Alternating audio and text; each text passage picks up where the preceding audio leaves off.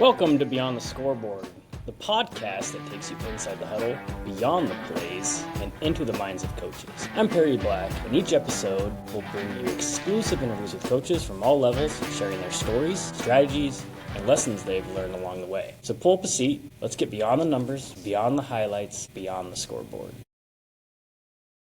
Welcome back to Beyond the Scoreboard for episode 6. This week's episode is brought to you by the Palouse Summer Series.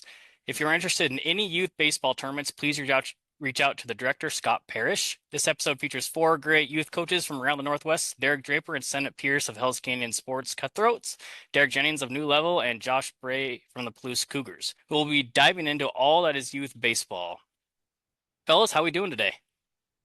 Good. How you doing? Doing great. Thanks, Barry. Yeah, thank you guys. I appreciate it.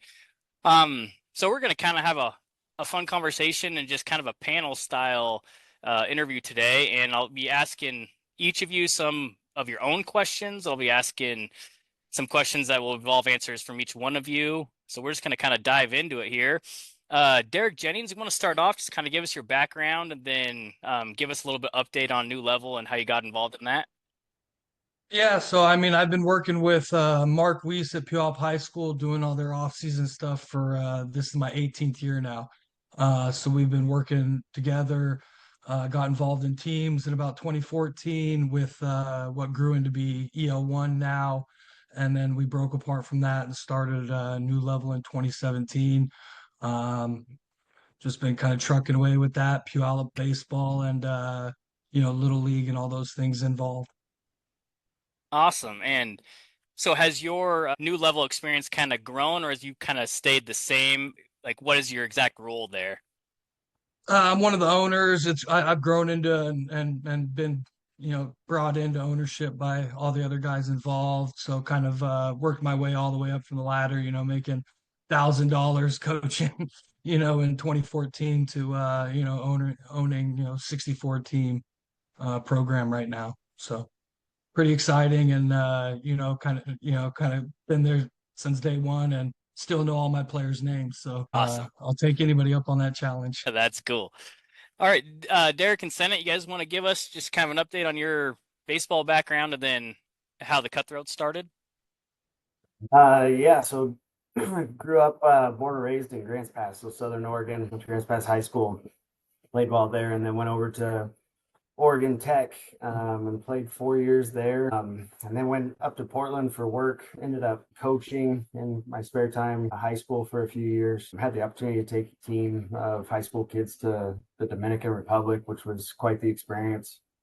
And then once we had kids, kind of put the coaching hat away for a while until they got to that age 4, 5, 6, and so now doing a lot of coaching of all of their sports.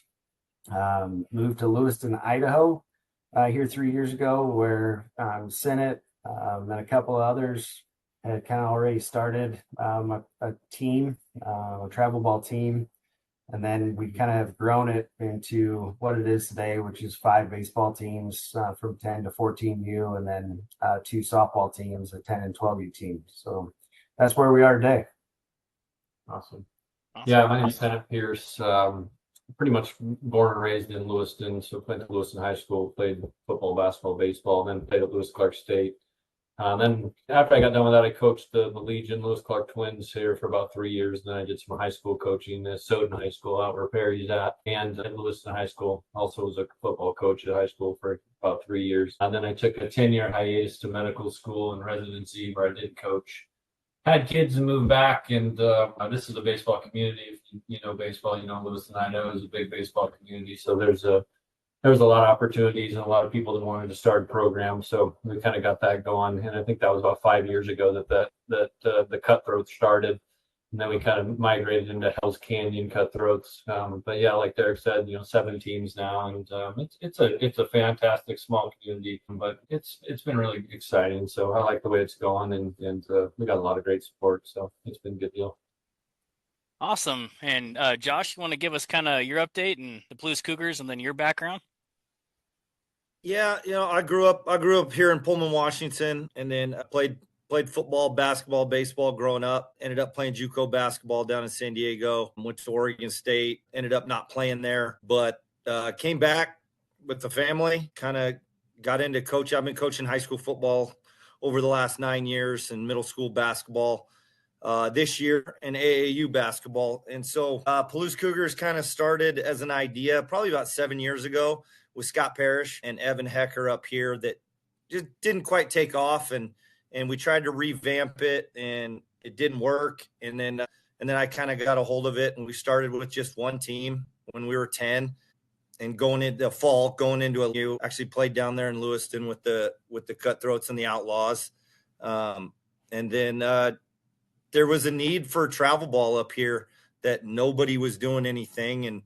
And so we kind of started a team, got some good guys involved with Dusty Druffel. I don't know if you know him. He's kind of helping me out now, but we're up to 6 teams, running 9U through 14U. Getting some high school coaches involved with our program. And so it's taken off and it's a lot, but it's been fun. Awesome.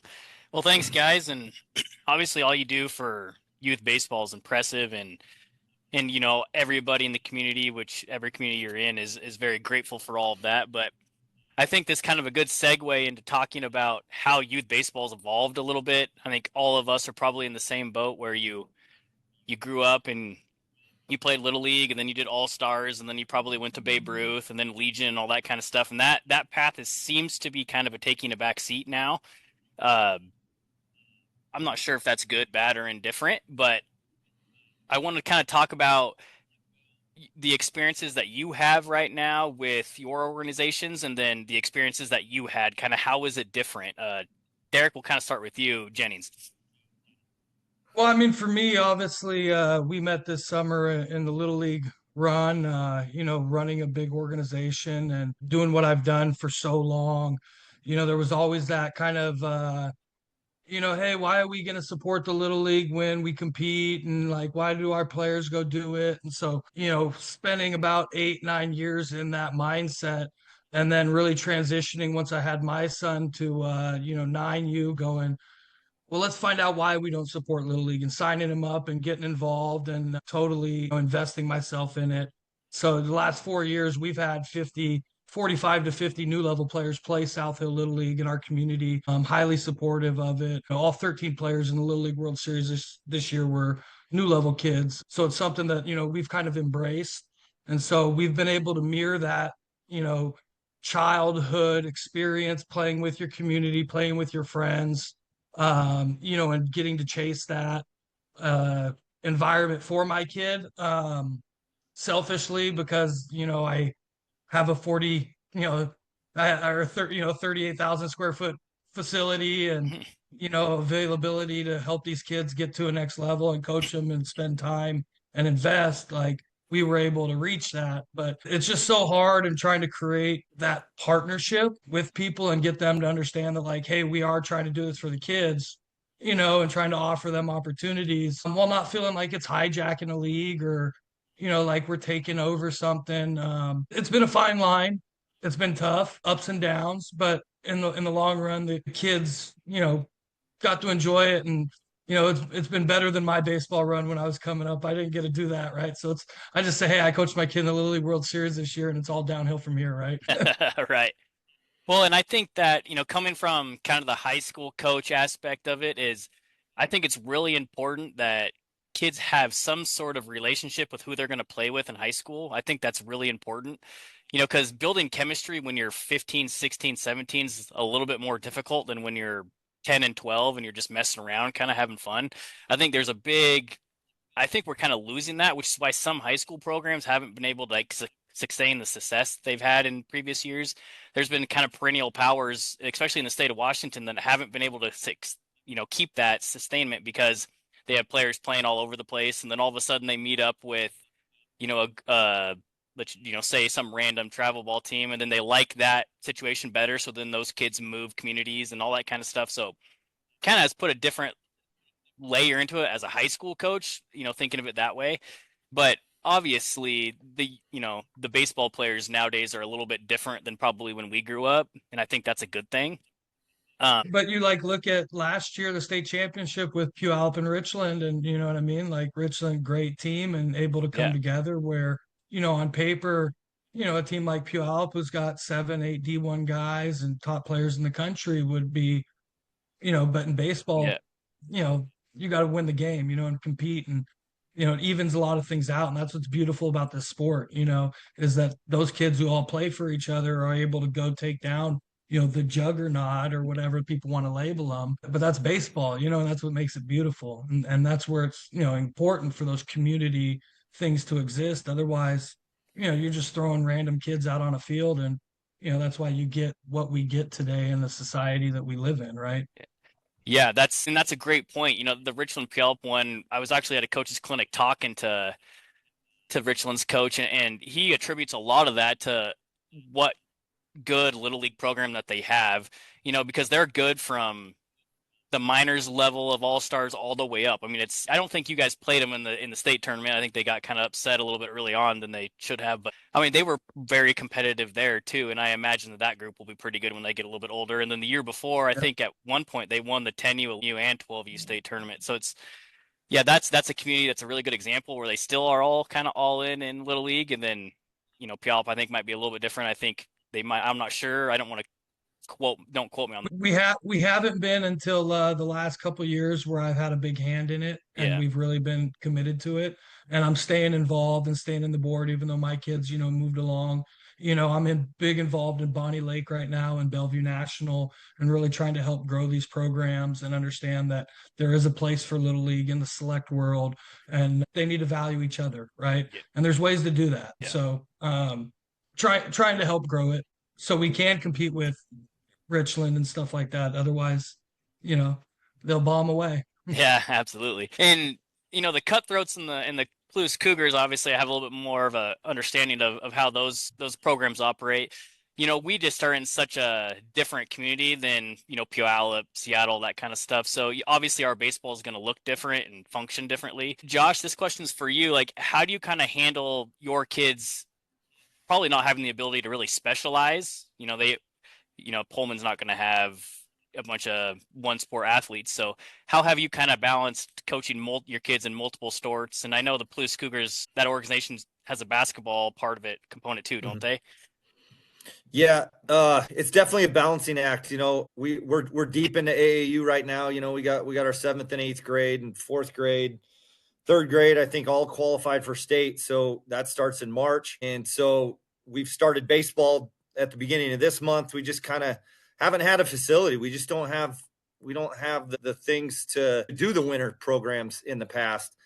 We had a batting cage here last year that lasted 10 months and got shut down because we just don't have the buy-in for like you said, we can't specialize here. We just don't have the numbers of kids playing one sport. And so I don't know, it's a balancing act, trying to get them all doing all the things in all the seasons. I think that's kind of what I push for. I push for 3-sport. I did it growing up, and I think it's really good for kids, especially in these smaller places where you might not fall behind like you would in a bigger city by playing all 3 sports. And unfortunately I coach all 3, so maybe I'm a little biased in it, but it's been a challenge with baseball for sure. Just due to the resources. But we're working on it. We got a batting cage just operating this last month, but it's bare bones and it's cold. I think it was 32 degrees in there the other day, but yeah, the good thing is people are buying into our program right now. So that's really helping. We got real good coaches and a good community that's jumping behind this thing like crazy. Awesome. And so Derrick and Sennett, I'm going to ask you this one. Obviously I'm in the community and involved in a little bit in the Cutthroats, but kind of tell me how starting a travel ball team in the Lewis and Clarks area started. I know our little leagues have been prevalent for years, and Lewiston Little League has been unbelievably good for a long time, and kind of speak on the difference that you've seen kind of in the travel ball world the last couple of years compared to what we were kind of used to growing up with, just Little League and All Stars and that kind of stuff. Obviously, it's changed dramatically. I mean, I was probably talking to my son, and he's 12 now, my middle son, and And I think after his tenure, you know, he had played something, he played 60 games or something, and he was 58-2 that year in games. And like, he played 60 games, and that's more games than I played as a kid total. I mean, there, you know, I might play 12 little league games and, you know, 4 all-star games before we got eliminated or something like that. I was like, and that's just, I mean, that's the major difference is the kids just have the opportunity to play a ton of games, you know, for better or worse. So that, I mean, that's for me, that's just the dramatic change. Is these kids are going from March to, you know, middle of August or whatever, which is obviously a lot different than what we grew up with. So as far as starting, like as far as our program, you know, starting a program, it was pretty easy, and it's a pretty easy buy-in because of the baseball community. I mean, if you're going to be able to start a club, will be the one that you're going to get a foothold and be able to grow it because there's just a lot of really ex college athletes here, you know, specifically Lewis Clark State things, and then we get some migration of people like Derrick that come in. You know, and it helps when they bring great players with them. So that always is a big deal. But yeah, I mean, the Little League is in a small community. I mean, if our kids weren't going to play the level of that Little League and the participation in that Little League would extremely suffer, man. And it would be, you know, for that other 95% of kids that aren't doing the travel ball, I mean, it would be pretty devastating. And I think every one of our coaches is on the Little League board. You know, as far as running that, all of our coaches coach the different levels of Little League in some capacity. So, I mean, we see that importance. And, you know, our season kind of takes a little bit of a hiatus in the middle of, you know, when Little League gets crazy and the All-Stars gets crazy. And that's okay because in the end of the day, if the kids are playing baseball, I don't care if they're, you know, wearing an All-Star jersey or their Little League jersey or a Cutthroats jersey, man. It's just like, we just want to get out there and play and it's just too good of an opportunity, and it's really a great opportunity for a lot of the kids that don't have the ability to do travel ball, which I'm sure we'll touch on later. And there's a bunch of them, and travel ball doesn't make sense for most kids. So there's no reason that they should get left behind, or no organization should crumble just because of numbers. And in a small community, you need everybody out there to make it happen.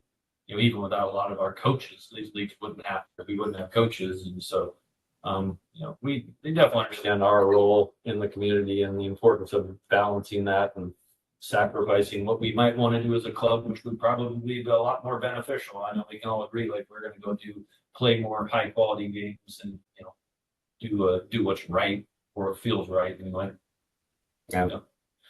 No, I mean, I would say that our kids look forward to the opportunity to play All-Stars in Little League. And, you know, they see it on TV just like we all see it on TV, and that's cool and that's neat and that's what they strive for, you know. And I think everybody's looking forward to that 12-year-old year where they're able to try to make a run to make it to San Bernardino like Derrick's team did there last year. So that's what we're striving for. And like Sennett said, if our club didn't play baseball, we would have probably a 2-team majors division in Little League. And so it wouldn't be that competitive. But I think we encourage it. We've never said you can't play Little League. We're all coaching Little League. And so I think it's just another opportunity to get more reps. Yeah, and I think as a community, you know, of coaches in this podcast right now, I think we're all doing it the correct way. I think we can all probably admit that there's some coaches that do talk down on Little League quite a bit and say that it's, you know, if you want to be good, you have to do this, you have to play with this organization. And I think it's all proven that's not true. I mean, you can look around at nearly any college baseball player and they have different routes. Now, does playing travel baseball help? Absolutely. And my son is doing it and I support it unbelievably well. But I just want to make sure that people don't get lost that it's really hard to judge a kid before puberty. Like, just kind of writing somebody off when they're 10, 11, and 12 years old is kind of scary to me. So I get nervous on that. But, you know, allowing them to play more baseball and get involved in more baseball and get in hotels and create experiences like that, it's all really important, and travel's done that. But with that being said, I do kind of want to touch on some of the maybe drawbacks that travel baseball could present and some problems they could present. Jennings, I'll kind of ask you, just because you do have such a large organization there, what drawbacks have you kind of seen or had to deal with? Well, I mean, the hard part for me is, I mean, I'm probably in the same boat as all the guys here where, the reality is that 95% of the stuff we do is all, smoke and mirrors, and it's all, the kids don't need it, right? Majority of these kids can sit in their garage and go sit with their dad and get exactly where they're going to be for the majority of people who put the bat and ball in front of them, right? Most of it can operate without us. The difference that we try to offer is just offer a product. We offer them a 52 week of the year home and an ability to be a part of the program. And then kind of every experience is different. Like you said, every kid pops at a different time. The biggest thing for us is trying to get those kids to maximize their failures so that they can decrease the time in which it takes them to find success, right? And then the puberty bug's going to strike them all at different times. So what we've tried to do is offer an experience and offer the availability for all of these kids to be able to go play at the highest level competitive tournaments and just develop. We don't cut kids at the end of the year. We make AAA teams to benefit those guys. Like if we end up with 7 or 8 players on a team, we maximize those 7 or 8 players and filter in the other weekends with, arms or whatever it can to help those kids get the innings instead of just, throwing 5 kids on the bottom of a roster and turning them over every year. And so the biggest thing for us is like we try to be baseball guys and understand how to do it that way and operate as a program and really float guys up and down. And that's where I think we found majority of our success, where most people are just trying to have a collection of teams, make sure that they make their payments, re-rent their facilities out, and maximize their profits. We've kind of focused more on maximizing the time and ability that these kids get access to the building, maximizing their coaches' availability to practice. And like you guys said, like we support 3 sport athletes. I want my kids playing football and baseball. So we have different age groups that practice on different days of the week so that if a kid's a Monday, Wednesday football guy, he can make a Tuesday, Thursday practice schedule with a different team. We just try to offer as much open availability for kids to get in there, get their reps. We don't re-rent our building out. Our kids get it 52 weeks of the year. They got keys and, they abuse them. But that's where we've, differed from a lot of other programs. And most people don't understand because they don't walk inside of our walls. They just hear the stories or run into our egotistical coaches and players on a field. And, it doesn't always speak well, but there's a lot of kids that are really good kids, really good families. They work hard. We just try to offer them the most experience that they want. And so I support kind of the 3 sport athlete. Hey, you want to take a vacation, miss a weekend. We got plenty of players that'll come, show up and play on a weekend. Your family doesn't need to be affected. Your childhood doesn't need to be 12 months of the year baseball. Like go have a childhood, go miss practices. Now, if you're on a different team or a lower competitive team because of that at 11U, that's fine, right? But at 15 and CU, if he wants to make that decision, he's still going to be a part of those 60 or 70 kids that he's grown up with, and it hasn't changed. And majority of our kids we've all had since they were 8 or 9 years old. And that's the one thing I pride myself in is we had 37 seniors signed last year, and 28 of them, I think I had them before they were 10. And so, those are the things that we really try to do is just give these kids a home for their life. And, they'll be here when they're 28 coaching our other kids, right? Yeah. So awesome. And Josh, so in the Palouse, and obviously we talked about, sharing kids and all that kind of stuff. Like some of the drawbacks we talked about travel-wise already, what have you seen? What's kind of been some of the struggles that you've had to work through? Probably just numbers, like putting together a good solid 11, 12 kids to go compete at a high level. And so we're really trying to reach. That's why we call ourselves Palouse. We're trying to reach Moscow. We're trying to reach Colton and Colfax and little towns like that to give those kids opportunities to play as well. And so really the drawback has just been numbers. And then maybe parents don't want to drive 3 days a week into Pullman to practice. So those are kinds of the things we're getting. My level 13, for some reason, up here has been really low on even in basketball, and we're seeing it in football, and we're seeing it in baseball. So I don't really know what's happening there, but I think just the number of kids actually committing to playing a sport has been low. Yeah. That's the AU COVID year. Yeah. Yeah. Exactly. Yeah. That's very true. And I think Little League been hit by that pretty good too. I remember in Asotin County, the Little League there was hit so bad when my kid was 9, he was having to play with the 11 and 12-year-olds because there was so little 12-year-olds that they only made one. It was just a minors and majors combined league, and that was miserable. I mean, the difference between a 12-year-old and a 9-year-old is just I phenomenal. think our 11U, we were struggling to find tournaments with enough teams to play. Just that group all around was really low. Yeah. Yeah, absolutely. Because And we didn't have COVID over here, so we all the tournaments were here. Everybody came here. yeah, gotta love Idaho, right? Yep. Yeah. Yeah. Well, and I do want to talk a little bit and kind of touch base with you all on the arm care piece of this. You know, we hear so much that, you know, travel ball kids, they get overused. There's no pitch limits. The limits are different. It's all innings, all that kind of stuff. And I think a lot of that's kind of smoke and mirrors a little bit. You know, non-baseball people talking about baseball usually doesn't end well. But when you do it kind of get down to the nitty gritty, I mean, there isn't really pitch counts, right? I mean, it is innings based for a lot of these tournaments. So how have you, and this is a question for everybody here, how have you guys kind of individually structured your pitching staffs to make sure that overuse doesn't happen when you're playing 30, 40 baseball games? I think it's a benefit to train and teach many of the kids to be pitchers. I think we always say that, hey, we got 13 kids on a roster. We got 13 pitchers, and make sure that you're working them that way. I can't remember a tournament where we've thrown a kid more than 55, 60, 70 pitches, and we try to keep it such that we're not getting arm fatigue and throwing kids' arms out. These kids are 8, 9, 10, 11, 12 years old in many situations. I know, Derrick, you probably go up older than that.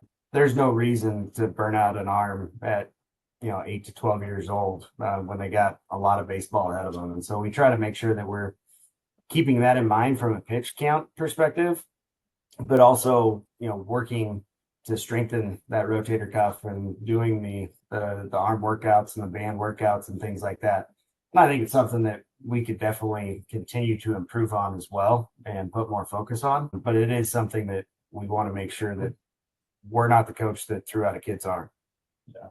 And just, I think, one of the inconsistencies that I know you guys see is just, innings versus pitches. And it's like the dreaded innings thing. It's like, come on, an 8-year-old innings are like, there are 100 pitches in an inning. One kid could, to get 3 outs. And so, I'd love to see it just transition to at least, especially with game changer and pitch counts available. And it's like, man, pitch counts are just so much more reasonable. And, Little League does a good job of it. And I even think that 85 pitch count for the 12-year-olds is pretty legit. That's at the upper end of what I would want my own kid to throw. But I like the way that everything's moving. When I see the money that goes into travel and these tournament directors, they don't really, that's not their interest, man. It's a business. But it's sad that it is something that we have to, try to push to govern. The coaches don't have enough respect for these athletes to take care of them, because these kids will throw, man. They want to win. They're competitive out of them. You'd have to drag me off the mound, and the same thing with you guys. So, it's our job as coaches to do it. And we all run into coaches that are throwing kids 120, just to, playing catching the other 3 games and, probably making 2,000 throws in 2 days. And it just doesn't sit right with me. And I'm not afraid to say anything. I always say something to them. I don't have a lot of friends out there but and I think the one thing with us is that we really tell people, we tell people, the parents, like, hey, we're, we are in it to be like the champion of every tournament, and that's not our goal. If it comes down to game 5, man, it's not like, yeah, we couldn't get Bobby and Johnny out there. They got 2 innings left, but it's like, we're not going to do it, man. That's the way baseball goes. We got our number 5 starter out there, and like, hey, let's score more runs. Like, adapt, change. That's the way the game goes. And we'll tell the parents, like, we know, we maybe could have won that game. We get it, but we don't care. That's not why we're here. For us, it's a lot about communication, but then just having knowledge and knowing what your guys' limits are, and we're in it for the right reasons. We just don't. If we win, great. But we're there to get better, and there to teach just really what your importance is. So one thing I really emphasize with our coaches is to try not to throw guys twice in a weekend. Like our coaches are going to do whatever they want. They got to answer to my text messages at the end of the day when I get the game changers, but like they're going to do whatever they want. I try not to micromanage them, but I tell guys just don't throw a kid twice in a weekend, right? Kid comes out, throws 10 pitches, walks 2 kids. Maybe that's his only shot for the weekend, and he's got to think about it the next week when he doesn't throw, right? Like I think teaching these kids some valuable lessons in those moments, and then like Derrick said, or Sennett said, excuse me, throwing that guy, that fifth guy in the championship game when maybe I got an arm who, threw 35 pitches with high intent and I don't feel safe running him back out there. But that fifth guy's got to show me that, hey, he can go get it for the team. Because later in the year, when that kid gets another opportunity, when that kid gets a chance, I want him to have some, a little bit of experience under his belt. For me, as far as arm care, I'm a big just throw guy. I feel like the biggest arm issues come from bad mechanics. One, so solve the mechanics early and you'll solve a lot of the arm issues. And then two is when they do hit their puberty, when they do hit their growth spurts, just shut them down from getting on the bump. I mean, I'll take a kid. I got a guy right now at 13U, Grayson Halstead. He's 81 from the left side. At 13U, he's shut down this whole year. He grew 7 inches, felt a little arm pain. Just going to shut him down all year. There's no reason for him to throw. He's 81 from the left side. He'll be fine if he doesn't throw at 13U. He'll be fine, right? And so mom and dad might get upset, oh, this or that. But at the end of the day, when I care about the arm health and those are things that we want to look forward to. 13U, it's not necessarily a big issue. But I find that most of those arm issues happen when kids are growing, going through their puberty, actually having some intent. Because you show me the 9-year-old or 10-year-old that's arm hurts and he's got bad mechanics, right? You show me the 11-year-old or 12-year-old who started going through puberty and it's on that throwing downhill on the mound that puts the most strain, I feel like, on their arms, just because a lot of times we're throwing on those little nipples and they're stepping onto the flat ground and it just creates a different arm action, real bad tilt, shoulders, just so many different awkward angles that you never teach in throwing. And I feel like that's kind of where the majority of the arm issues that we see growing come from. But I'm just one guy, so I'll not create some doctor getting mad at me. Josh, I think our biggest thing is we focus on proper warm-ups, proper stretching, proper throwing mechanics, like Derrick said, and we focus on the kid, how the kid feel. I know most of these tournaments are giving us 9-10 innings per tournament per kid. I don't know that I've gone over 6 with a kid. And talking to that 5th, 6th guy, I remember last year we haven't even pitched him yet, but we were it wasn't safe to throw another kid, and we let him get out there, and is actually kind of fun. Kid had a little success, and so we're just, it's at 12 last year. It's not worth the pain. It's not worth the struggle. It's not worth the kid to go win an extra game in a tournament that's going to give you, a $4 Crown Awards medal at the end of the thing. So, we want the kids throwing and being good baseball players through high school and beyond. So we don't want to do anything stupid now. Yeah, absolutely. And when it comes to arm care, most of the time it's just because the coach doesn't know. I mean, that's really the problem. And we have some coaches in there that are great volunteers and they work hard and they're there with their kids and all that kind of stuff, but they just don't have a knowledge base that will allow them to be successful. And I think that's part of the problem when you hear these kind of horror stories. But one of the biggest pet peeves I see in youth baseball coming kind of down from the high school level a little bit is some coaches don't feel like kids need to warm up because the distance is so short, and that is the most frustrating thing in the world to me. I've had a couple coaches tell me that, and I've had kind of face-to-face arguments with them. It's like, no, warming up is the most important part. It doesn't matter the distance of the throw. If they're going to go pitch, they need to be already warm, and then they need to warm up their bodies before that. Those are the two most important things. You're going to solve most of the issues with having a 10 or 12-year-old kid that's just loose. That's going to solve a lot of these problems that we're hearing about. But I think we get kind of sidetracked into, playing manager and instructor and all these kind of stuff. And we kind of forget the basic part of, man, if you're going to go pitch, you've got to warm up and you got to warm up properly. And I think a lot of coaches that are listening to this, if you're a youth coach, that if I could give you any advice, that would be the most crucial part is go and research an actual warm-up routine that's worth something. It's obviously like you guys probably read it. I mean, it's how much stress is put on a long toss, and that, just the word long toss. I mean, what does that mean, right? Like, what is a long toss? I mean, I think as coaches in general, I think if we can do that a little bit more objectively, where it's like, no, where is your long toss? Like, where am I at? What pole am I at to the foul line? Like to maximize that and grow and get better, because I mean, you've heard it time and time again, and it's the same guys even from the '60s to now. It's like, man, long toss is what I attribute my arm health with, man.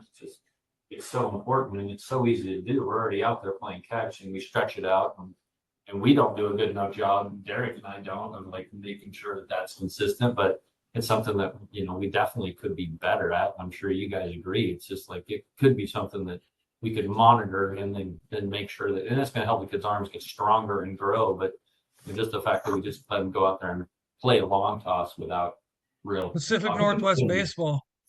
You can't long toss up here. You don't get enough weather. It's just so hard for that athlete to simulate that long toss. Yeah. It gets to be a challenge for a lot of guys, and it's a commitment. But it's so hard up here in the weather. Well, and I think there's a lot of new research that really the arm intent is what we're trying to get after when we're throwing long toss. The result of where the ball goes doesn't necessarily matter. So there's lots of people doing really cool drills, especially with a lot of the analytical things that you can put into play now. And I mean, you can go and throw with full intent against a cage that's 10 feet away from you and get the same outcome with your arm. Really, we're building muscles here. And so as long as we can understand the way that muscles need to be incorporated with all the tendon play and all that kind of stuff, really it's the intent. It's not the result of where the baseball goes. And I think we get kind of lost in, well, if I can't throw it 180 feet today, then I can't play long toss. Well, no, you can. The intent of your arm is what we're trying to create. So I think that kind of gets lost a little bit. And especially when you don't have Arizona weather where you can be out there playing catch at 360 days a year, people kind of forget about that a little bit, but I think that's really important too. That's a good point. Yeah. So moving on just a little bit, I got a couple things I want to touch on with you guys that have been in coaching a little bit for quite a while now. And each one of you will ask you this question. At what point do we have to deal with burnout with travel baseball? How have you dealt with that? Have you seen that? And how do we kind of combat that as, youth baseball coaches and program managers? Derrick, I'll start with you. I mean, obviously it's a real thing. I think that the biggest contributor to burnout is not preparing kids with the tools to get through the failures. And I feel like that the failures that come upon their shoulders and all of a sudden stop them in the face, and a lot of those challenges are, a lot of times environment, a lot of times their peers, a lot of times the surrounding. I think a lot of the things that come into the burnout are everything else tugging them in a different direction. And so I feel like we've been able to create pretty good environments here to limit that, but you're still going to see, your percentages of kids dropping off, every year, right? And that's why you got less 17U teams than you did 16 and less 16 than you did 15 majority of the years for most people. The burnout side of stuff, though, is just giving them the tools to look at failure and still be motivated to show up the next day and go succeed. Give them the understanding that, like, this is a normal process and here's a safe place to go do it in. Right? And as long as the environment you surround them with and the people you surround them with, you'll see less burnout because it's more of a community versus a collection of teams competing with each other, right? And I think that's just what's so valuable. The more you can grow a community, the less burnout you'll have, right? I don't know. That's the important thing for me. Do as many sports you can. Like, I'm trying to learn as much as I've done it for so long. My kid's 13 now, going through it.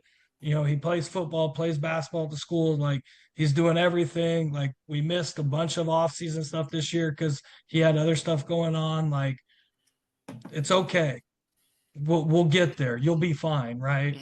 You know, it's a process, and not getting caught up with needing that success to be this year, and understanding that, like, you know, 18's the goal, right? And if we can keep our vision on that through this whole process, then yeah, we're going to get you some cool opportunities and experiences, but majority of it's going to be failure, right? And then picking yourself back up and trying to find the little successes that you can. Josh, how has kind of managing, obviously a different environment in the Palouse, and we have the same thing with the Cutthroats, a little bit different environment than Derrick does probably in the bigger communities, but how have you been able to kind of manage, well, in order for this program to succeed, we've got to have a 10U player go to the 11U, and then 11U go to 12U, and then so on and so forth.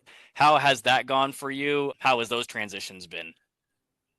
It's actually been pretty good. I mean, we're still in the early stages. We're in year 3, but we've kept those kids going up. We've lost a couple here and there based on just numbers and allowing kids from other places to play as well. Trying to put the best kids we can out there without, I guess, losing kids opportunities. But we're seeing a great number of those kids coming all the way up. We had younger kids playing with us, and now they're playing at their age level this year at 12. And then that's bringing in more things from around the region. So it's been great. We haven't had to deal with too much. I think building the culture the right way is helped us. I think both in basketball and baseball, getting the right coaches that teach the right things and truly care about the kids and the development. I think that's just going to help us keep going all the way up through AU. And that's the goal, is just create that culture that kids don't want to get away from. Awesome. And I have a question a little bit here, and I'm not sure how it's going to be kind of described, but as dealing with high school kids all the time and kind of seeing some of the lack of basic skills that some of them have, and obviously we're in a smaller community, so I understand that's going to happen. But each one of your organizations are going to funnel into something different. And I just kind of want to talk on what that looks like. So is travel ball kind of the end result? And I know Jennings is a little bit different here, but Derrick and Sennett, kind of what's the end goal for the kids in your program? Is it getting them to like kind of senior legion playing like that? Or is it something along the lines of, let's see how many Cutthroats teams we can create and try to kind of grow that program? And that same question will kind of be for the Palouse Cougars too. Like, how is that all going to kind of work for you guys, or what do you think?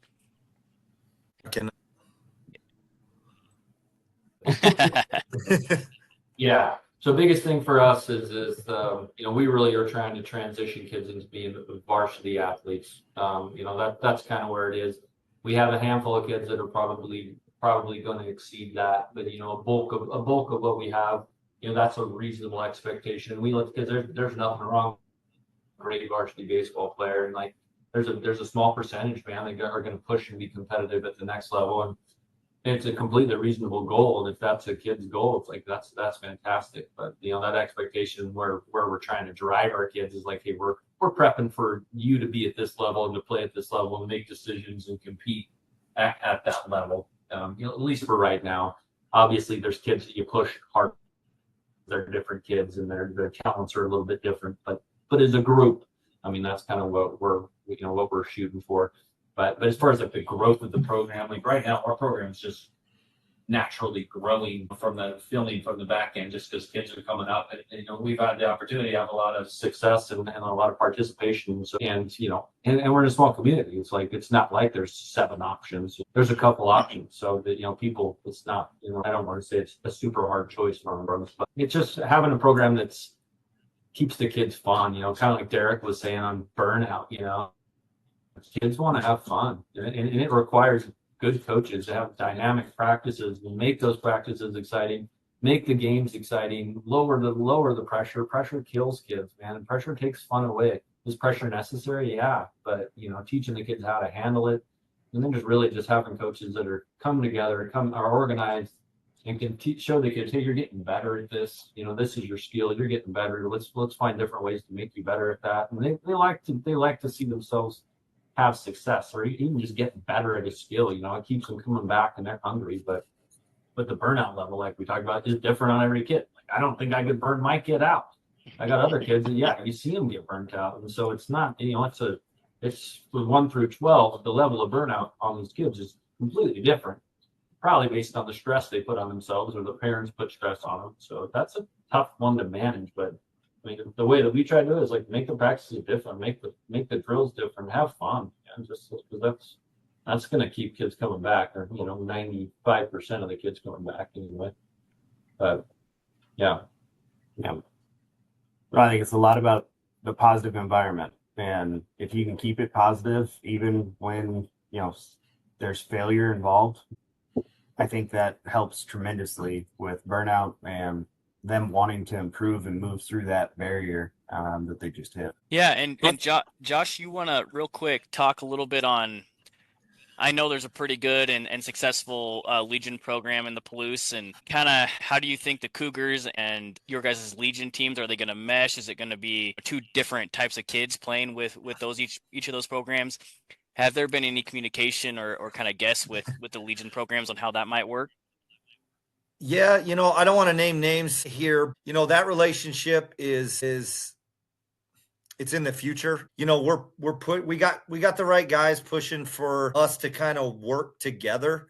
I think Legion right now is pushing back pretty hard, where they don't want to be a part of what we're trying to do. So, we're in the early stages of it, but what I'd like to see, and this is me and a couple high school guys around here, was we'd like to see that travel team kind of be your guys from all the local high schools, and then having those Legion teams still there, but we're all under one umbrella, wearing the same jerseys, the same hats, same culture. And then, having guys pick up, guys go on vacation. You got guys wearing the same jersey that can jump in and play. Missing kids in tournaments, cool. Now a kid at the Legion level, local level, can jump up and go have fun at a tournament. So that's the vision I have. That's the vision some other guys have, but we got to sell it to the people in the Legion, and that might be a tall task. Yeah, and I've been obviously my experience in Legion was phenomenal, and I loved it. And the Lewis Clark Twins and Cubs and Bucks organization is great and used to be phenomenal. Obviously, travel baseball has taken some of the better athletes, which I think that's kind of been a natural progression in a lot of communities. Jennings, I do have a little question on this for you. Have you or ever had any pushback from Legion organizations going, man, you're taking all my best players, what am I supposed to do? Has that been a problem in the years for you? I mean, the hard part for me is, yeah, we got a ton of kids who come from all over. Like, I got 9-year-olds who drive from Blaine just to do lessons on Friday nights. Like, what I mean? I don't know why. I got 26 Oregon kids. We got kids from Bend who drive up, right? So there's a lot of things where it's like, there's these people in these different places where it'd be nice if they could offer them everything. And that's where, for me, I've tried to start creating like more partnerships. We got a bunch of Canadian players we've created partnership with: Tyson Gillies, Michael Krause. Players can train with their guys up there locally, roster with us, play some stuff there. That way, those guys now have that opportunity to offer their community these big travel events, the Jupiters and all the other events that all these guys are selling, the Wow Factors and the Canes, and they all, knocking on everybody's doors and offering, these events that you could sign your team up to go play in. You're just not going to go compete, right? And so trying to give those guys that opportunity to where, like, hey, they can be a part of this. They can stay with you the 50 weeks out of the year, but the 2 weeks out of the year that you want to go do these things, like, yeah, we'll partner with you and go on our national stuff. And, we're just trying to make partnerships with the right baseball guys, because that's why we got into this. I just want to coach defensive camps, and I got to run a bunch of teams now because, everybody else just tries to take advantage of kids, right? And so, that's why we limped into this, and we've created a really good program. And I mean, we do amazing things with our athletes, but at the end of the day, we're just baseball guys. Mark is a baseball coach at Puyallup High School for 30 years. I was at Wilson for 4, and I've done this for 18. And I just value my relationships with the kids and want to offer them the most possible, the most opportunities I can. And so, there's a lot of people who are upset with me. It's because they don't know me. They haven't had a conversation. They haven't figured it out. And if they're upset because we're, teaching their kids this or that, then, are they in it for the right reasons, right? And so those are some of the things I get to. But at the end of the day, like if there's two guys at Palouse or whatever, or over in Lewiston, or they're going to leave and go play with the Rawlings or go play with Crew or something like that, and they got to go play 12 tournaments there. To me, it'd make more sense if they just got the same opportunities for the two events they want and got to stay home for 10 weekends. That kid's going to get way better, right? But that's how I feel. I'm not the populist. Yeah. Well, and I think it's really important that, back in the day, high school coaches used to have such a bigger play in kind of say in where kids played. Sennett's in the same boat, and the high school, Lewiston High School's coach was the Legion coach, and that was kind of the expectation. If you went to Lewiston High School and you were any good, you were going to play for him in the summer. And Stoughton and Clarkson was very similar. Like that's where you wanted to play, and there was kind of a prestigious thought, like, hey, if I want to be able to be a varsity baseball player in these 3 towns, I need to go play at this organization. Obviously, that's changed over the years, especially in bigger communities. But what role do high school coaches have in your programs, if any? And would you welcome those relationships? Kind of start with the Cutthroats there. Me start and kind of jump in, but I think we've seen great support from both the college and the high school. The high school coach has come and done some clinics and coaching clinics with us. The college opens up their cages for us, and it's been great. I mean, the college coach even helped support the Little League All Stars, some morning workouts for our 12U All Star team, where he was coaching hitting. So I think we've seen a lot of involvement there. And I think that's going to continue to grow as the high school coach gets his legs under him. He's relatively new in that role, but I think it's something that we need to continue to foster and build that relationship, because all of these kids in our program are going to be feeding his program and neighboring programs in Stoughton and Clarkston. So I think you have to build that relationship so that we're all on the same page with what we're teaching, so that when they get to people like you, Perry, that you're speaking the same language. Yeah. Absolutely. And Josh, how's the involvement from Pullman High School, Colfax High School, and the other feeder high schools that you have? Pullman, we haven't had too much relationships with. I mean, I know Agnew real well. I coached football with him and stuff, but on the baseball side, we haven't really got too involved with him. But Moscow's getting involved. Griffin Rod is coaching our 14U team, and so he's getting real involved in trying to see his vision of how this goes too is right in line with what we're trying to do. So and Scotty Parrish is obviously on board with everything we're doing. So we got some good guys getting involved, and once we get the rest of them, I think involved, I think it's just going to be good for baseball on the Palouse. Awesome. And Derrick, how are you? I mean, I'm sure you got quite a few other high school coaches that you have to deal with on a regular basis. Kind of how's that been for you? I try to stay out of the high school stuff as much as possible. Like I try to communicate with the coaches. Here's your players. Last year, the SBSL had 72 total all league players. I think we had 45 of them. So I mean, we have most of the starting guys from, a lot of the high schools, Olympia, all the way up, So I got great relationships with them. All but one. So that just randomly happened in the last like 2 weeks. So it was just, thought I was over that in the last 10 years I've been doing this. So Sure. And I know it's a sticky situation sometimes because there's so many different coaching strategies now in baseball. It's unbelievable. I mean, you can watch a YouTube video and not see the same thing twice, even though the exact same thing's trying to happen. You're trying to hit a ball that's coming at you, but you can watch 30 videos and they'll say 30 different things. I still don't understand how that's possible. It makes zero sense to me. In any other sport, it's not like that. I mean, if you tell somebody how to catch a football, there's like 3 ways to do it. But in baseball, hitting one, there's like 40. So I think that gets confusing and overwhelming, and some coaches just aren't willing to kind of prosper their coaching environments and, get analytical when it needs to be analytical, be able to trust your eyes as a coach when you need to trust your eyes. All that kind of stuff just has gone out the window a little bit. And we get to watch some guy that tells us to swing a propeller and think he's awesome, right? I mean, it's just like, I think YouTube has been great for a lot of things, but for baseball, it's been very, very stressful. I can tell, as a Soton baseball coach, I'll get some guys that come in not understanding the reason or the technique of the drill, but they watched it on YouTube for like a short for like 22 seconds. And now all of a sudden they think that's how they got to do it. They don't know the why. And then now their swing's ruined for like 10 weeks and it takes the whole baseball season to fix it.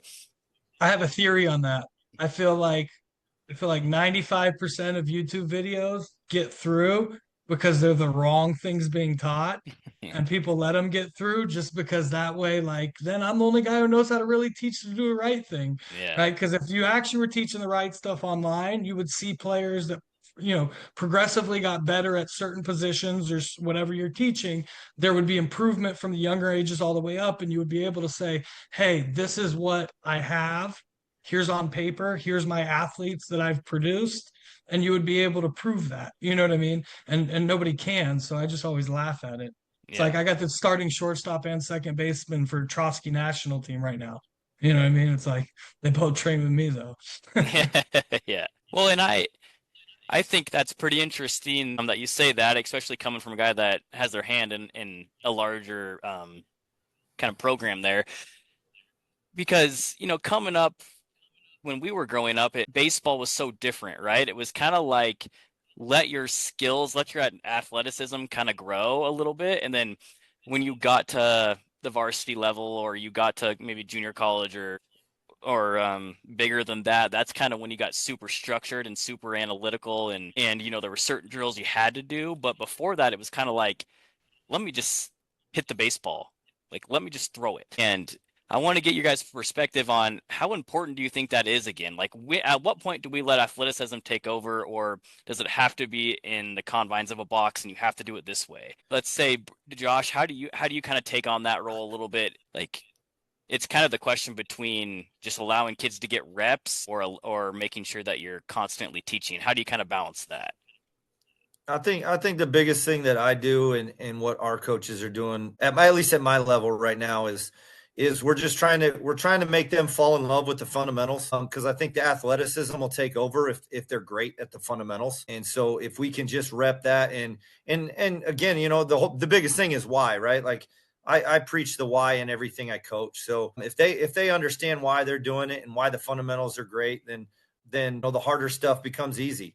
And then the athletes will be athletes, and then at least the fundamentals will get the kids that just are, they've learned the fundamentals, not a lot of athleticism. You'll get a good baseball kid out of it. So that's kind of how I'm managing it at our level. And, as they get older, sure, we'll get different stuff going, but that's kind of where my approach right now. Cutthroats guys, what's your thought on that? I know, LC and Ed Chef had a lot to do with some of our teachings, but kind of speak on how you balance the reps and the teaching part of it. I would say I'm a little bit different on that. I think the worst thing we can do as a coach is to start getting fundamental on a kid that can't hit a baseball. He just can't physically see the baseball and hit the baseball, or it can't feel the routine ground. I usually tell kids, like, we're going to get reps. And that's one thing about anything. If you challenge kids, they will learn how to be efficient. And, if you challenge a kid with an inside fastball over and over and over again, they figure it out. Like, well, no, this is the way this is the one way I'm going to get to that barrel. I can't be wrong, And like, that's the thing with like kids is they do figure it out. So I like letting kids be athletic. I hate overcoaching the young kids. I mean, I want to see a kid just consistently get that on ball, drag balls, and then be like, hey, let's work on, then work on efficiency of it. But we overcoach kids entirely too much, and even defensively, catching the side, maybe, catching, obviously that's a little bit more important, but still even the good catchers can just go and just catch the ball. And they're just better than the other kids. But I like to let kids just go, man, just reps, figure it out. And once you can see a kid start to start to get comfortable and just like making routine plays, be like, get them in the right position, man. Get their head down, get their arm angle, get their footwork down. But I mean, kids just are missing out on the reps. A ton of kids. I mean, they just don't start very early, and you get them and they're raw, but it's just like, man, you just need 10,000 ground balls rolled or popped to you just so you can get a feel and get some rhythm. I mean, the last thing you need is, where's my glove? How's my head? Where's my left foot's supposed to be slightly in front of my right foot? And, it's just like, I think there's a time and a place, and fundamentals are obviously important, but, for the younger kids, I like to let them go, man. I like to let them go till they can kind of master, or not master, but at least get a real grasp of the basic concepts before I'm going to start manipulating anything that they do. So, and I think that's a big problem that we have, is people are overcoached. Dad coaches, little league coaches coach them, and then they got 35 things in their head. And it's like, dude, just hit the ball. Right? Now 3 times, just go catch it, throw it to first. Like, let's not, be an athlete. Just do it. It's kind of, you go backwards with kids a lot, and it's just like, wow, we didn't need to do that. Let's just do more reps, man. You'll figure it out. I don't know. That's my take on it, for better or worse. So I'm gonna go against the grain here and kind of shake all the cages, and the biggest thing I've learned, and I've done this for a while, and by no means do I feel like I'm right or anything like that, but the biggest thing I've noticed is, all we do as coaches is teach kids how to move differently. You move the wrong way, let me teach you how to really move. And so the younger at a certain age that you can naturally teach the way that they hinge their bodies and the way that their biometrics work, then the more chance you have to change their future athleticism and what they're capable of at older ages. The biggest thing is I agree with you on the reps, 1000%. The focus needs to be on coaching those 35 things while maintaining full speed reps, while they're making mistakes and going through that, while understanding that failure is okay, so that they're not overcoaching, but they're trying to learn. Because what the biggest thing that they're starting to go through right now is, like, the top 96 and all these prospect camps are going through, is they're doing these brain tests with these lights that trigger their ability to decipher information and see lights. And they can, down to the millisecond, test how quickly their brain speed works. And so what they're figuring out is there's certain processes in development through puberty, and there's a certain time where their brain stops increasing the ability to process that information and rapidly make decisions on the fly, which they found out translates to, like, 0.18 means you can't hit 92. But if you're 0.17, you can hit 92. And so, like, they're starting to figure out these little things. And so I've kind of taken it to, then they've been doing that since the concussion protocol in the NFL is when they developed that light speed test. And so defensively, the quicker that we can teach these kids at a young age to be full speed while making decisions, while having the 35 things in their head, but teaching them to move properly at a young age, increases their confidence in their catchability, which increases their confidence in everything else they do, and their athleticism, because they're getting their face behind the ball. They're learning to develop that confidence. They're not that fearful, because the biggest thing at a young age is you're trying to get them to move full speed with no fear, right? Because the fear is going to be the one thing that holds them back from either missing a ball or slowing down because they don't want to make a mistake or whatever it may be, right?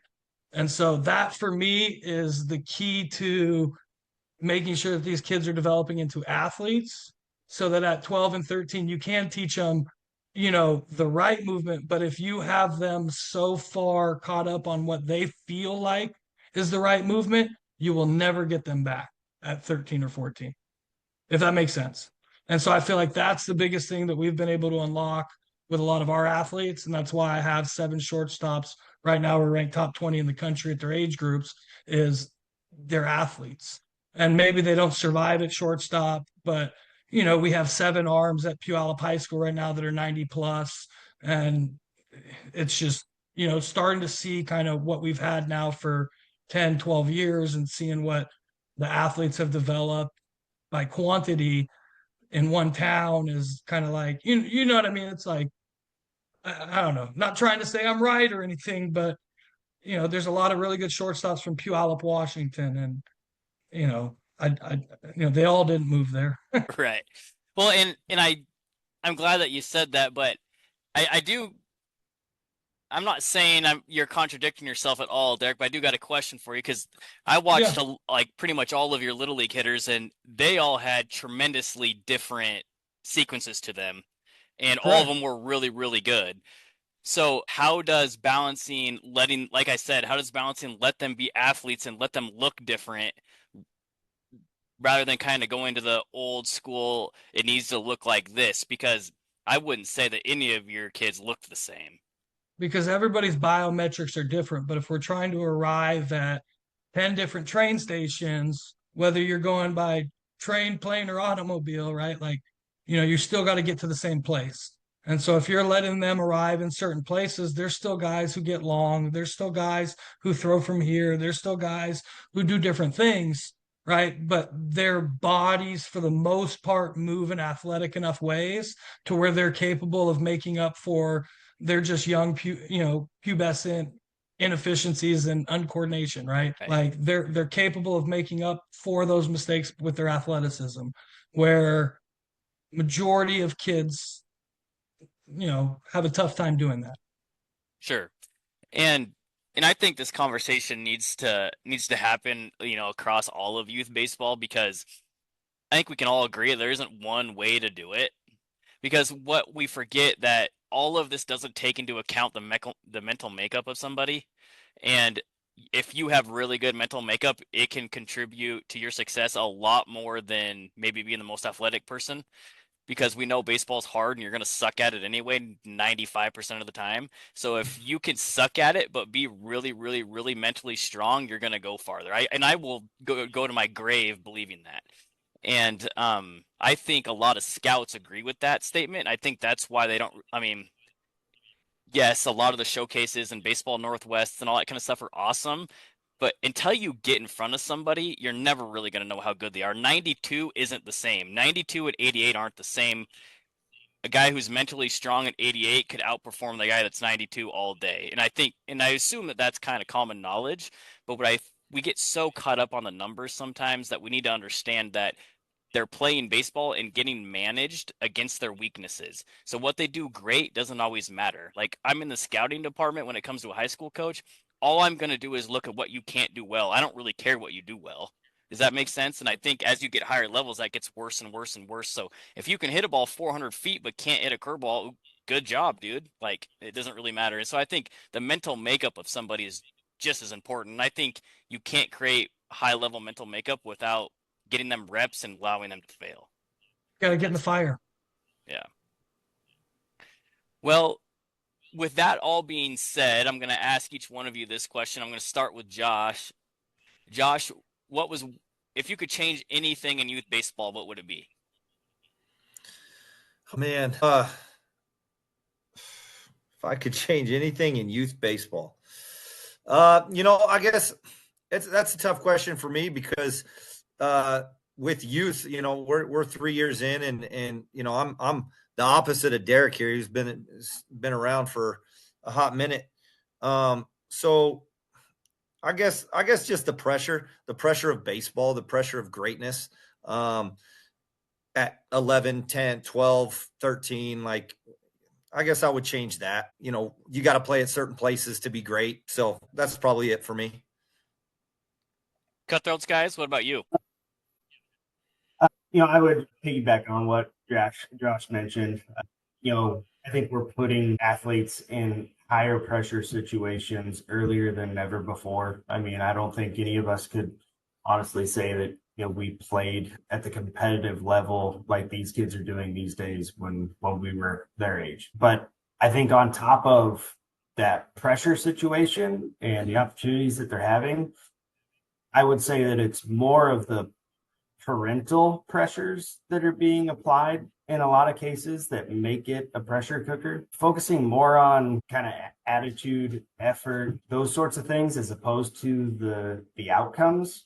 I think would go a long ways in youth sports. Like you mentioned, we're going to fail a lot as baseball players. And if we focus on the 3 successes we might have in a weekend, and that's what we measure ourselves to, baseball is going to be extremely frustrating and probably not something that you're going to stick with. But if your community, your parents, your coaches can focus on the attitude, the effort, and those sorts of things as opposed to the outcomes, I think it would be a better situation in youth sports, baseball, basketball, football, whatever it is.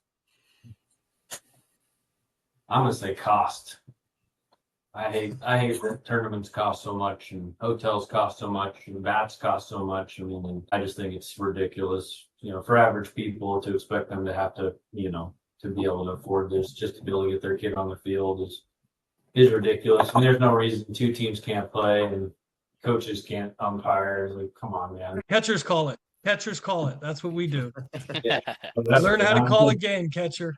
Like, we need more Sandlot, man. Just go over for a day, play 3 games, turn around and go home, man. Like, it's astronomical, and I wish all the bat dealers would blow up and we all used wood bats and like whatever. I mean, it's crazy, and it drives me crazy. I always tell our parents, like, the Dominicans have a milk carton and stick. They're the best players, best defensive players, best, some of the best hitters. They don't have any. Your kid doesn't need it. He doesn't need any. So quit buying it. Then I gotta buy it for my kid. So, but I'd say cost, just to switch it up. Jennings, what about you? I mean, I guess I'll for me, it's more, I think that there's a million different things in youth sports right now. I think as a society, I think that we need to start, pushing kids and telling them it's okay to be religious. I think we need to start promoting kids to want to be doctors and want to be, astronauts and want to have profession that's glorified when they get older, and teaching them that it's okay to be a husband and have a family. And, I think those are the conversations that a lot of people steer away from anymore with kids.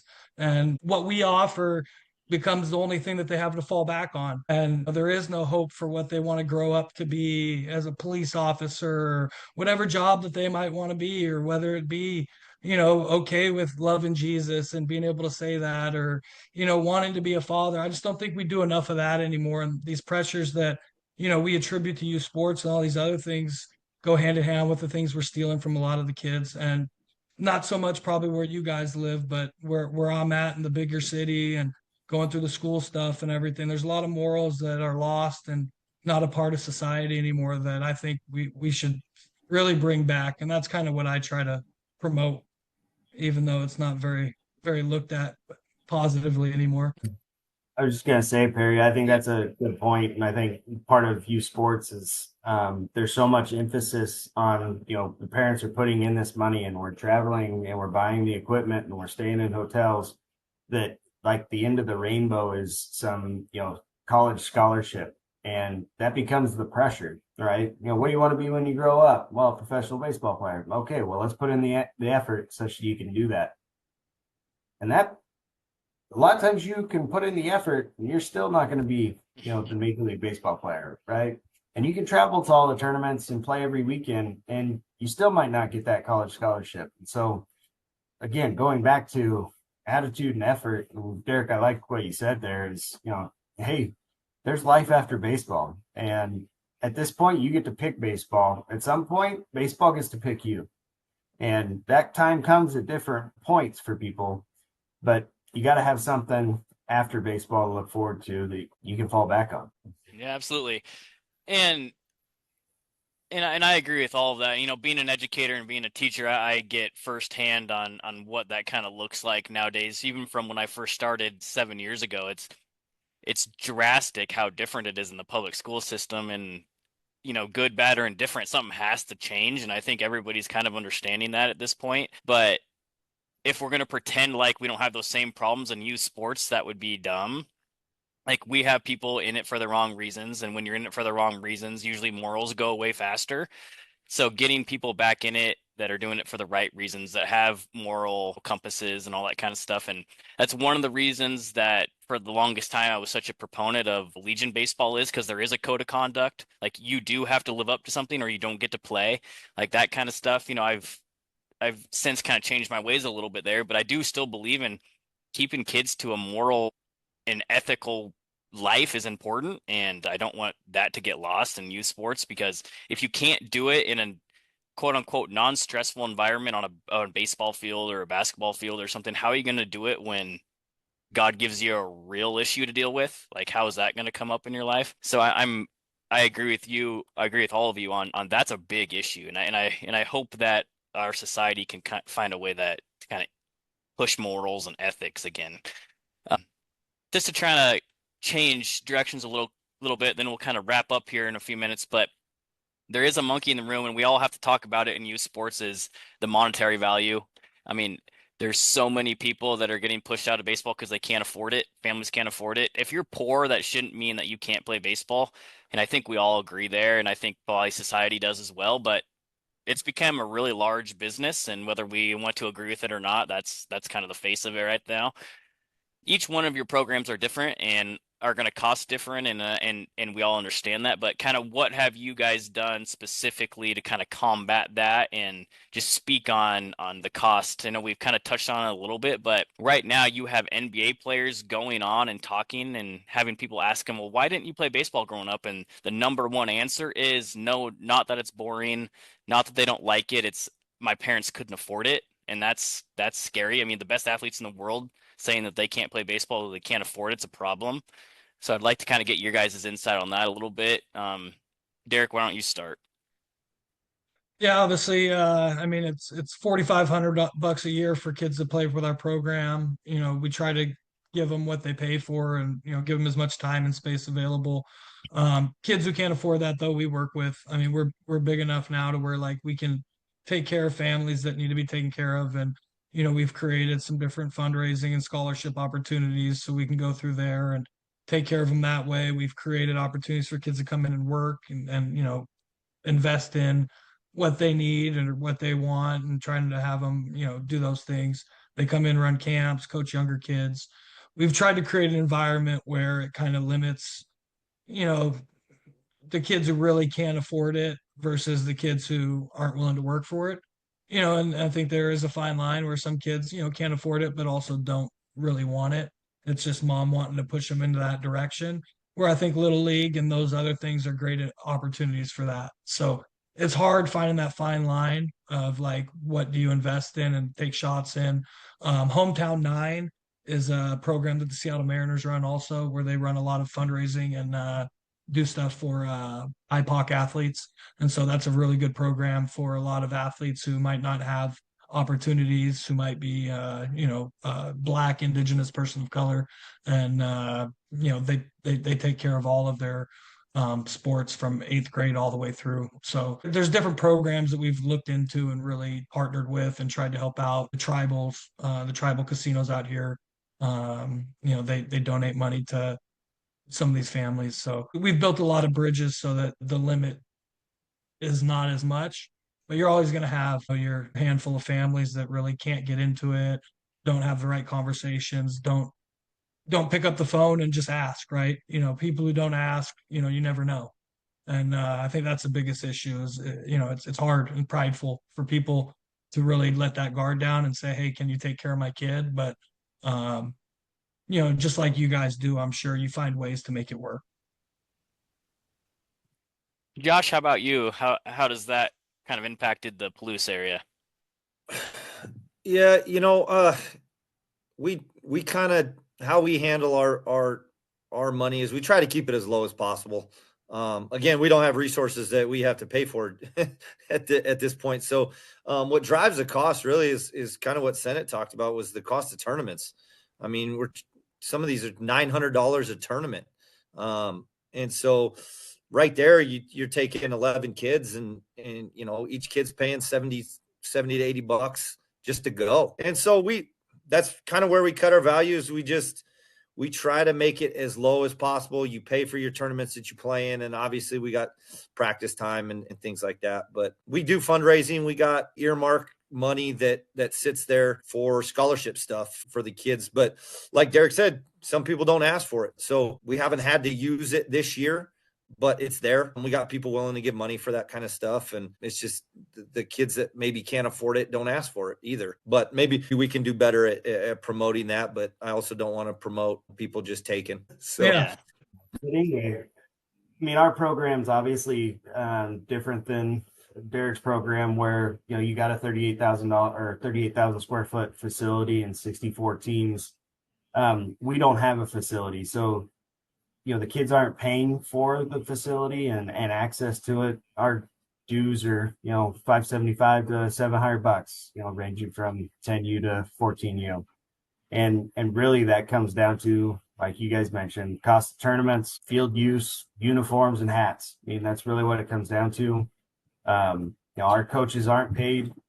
We don't. All of our coaches have kids that are paying the same fees as everybody else, and paying the hotels and the mileage and all that stuff. So we are able to keep the cost down, and we've never turned anybody away for money. And to your guys' point, if they don't ask, we don't know. And if that's the barrier, then it's hard to overcome that if you don't have that conversation. So, yeah, I mean, it's smaller in this community. It's because, like, if somebody's like, man, I can't go to this tournament, it's like, well, dude, hop in the car, and, like, we'll find a place for you to sleep, and which is different. It's not like Derrick can do that with 64 teams, but like we all know each other, and most people have a kid on the 13U and a kid on the 10U, so we got to be conscious of, like, we can't split our kids up. We can't send them to this tournament, then to that tournament. So it's like, hey, we're going here just so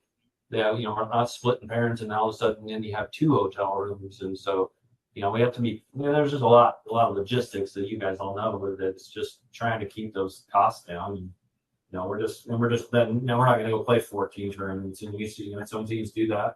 That's awesome. But, that's just the reality of it, is, man, that gets expensive, and we understand it. And I don't think there's a lot of benefit in us putting that stress on the family. I think we can get more accomplished. We can practice more. We get way more done in practice than we're going to get done in a tournament anyway, and that's free.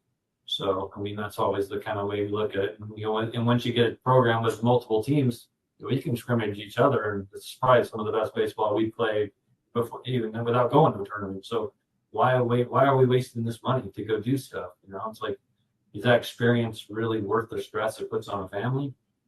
Probably not most of the time. So You guys are headed right down my path. Yeah. Now I'm getting ready to take 14 teams to Houston in 2 weeks. yeah. Yeah. It starts the same way, Derrick. All right, fellas. Well, I really appreciated the conversation and had a blast doing it. And I just kind of want to end with some rapid fire questions and have a little bit of fun here before we jump off. I'm going to ask the question, and then we'll go in the order of Josh and then Jennings and then the Cutthroats guys to answer it. First thing that pops in your mind. All right. Sound good?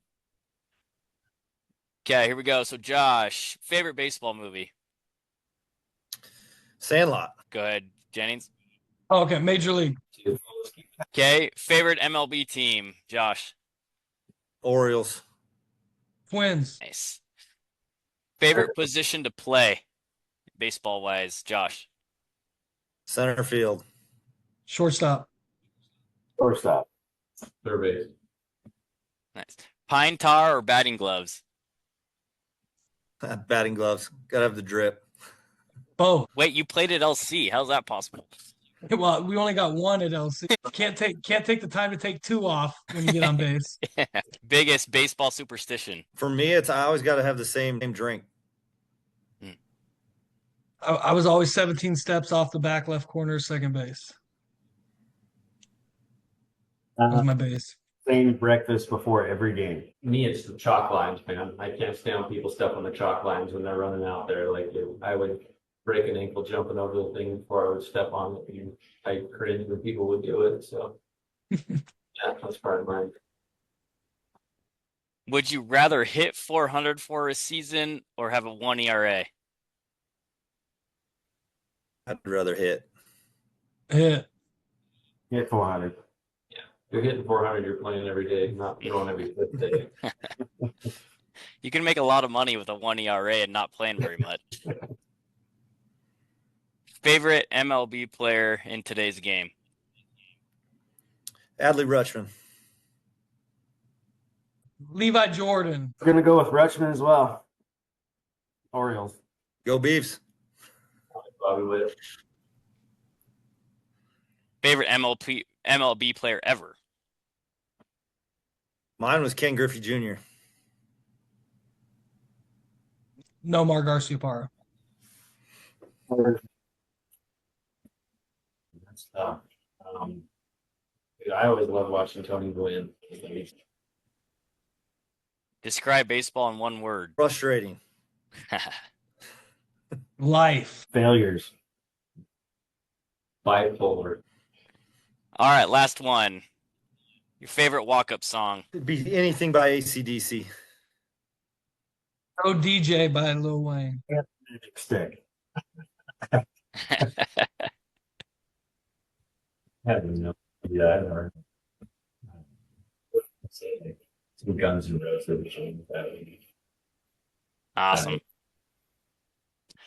All right, fellas, like I said, I really appreciate your time, and go ahead and share this with all your friends and get them to listen to some baseball. And I think getting this conversation out about youth baseball and kind of giving people an actual perspective on what it's like and not just kind of what they hear is important. But I really appreciate all your guys' time and your insight, and hope to talk to you all soon. Hey, Perry, one more thing. Thanks, fellas.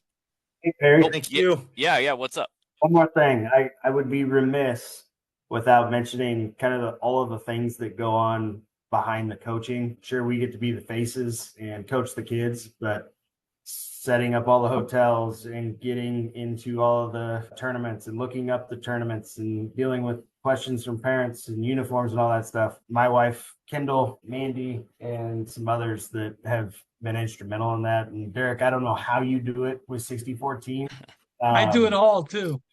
Oh Lord, but I'd be remiss if I didn't mention that. So Most people think Thanks,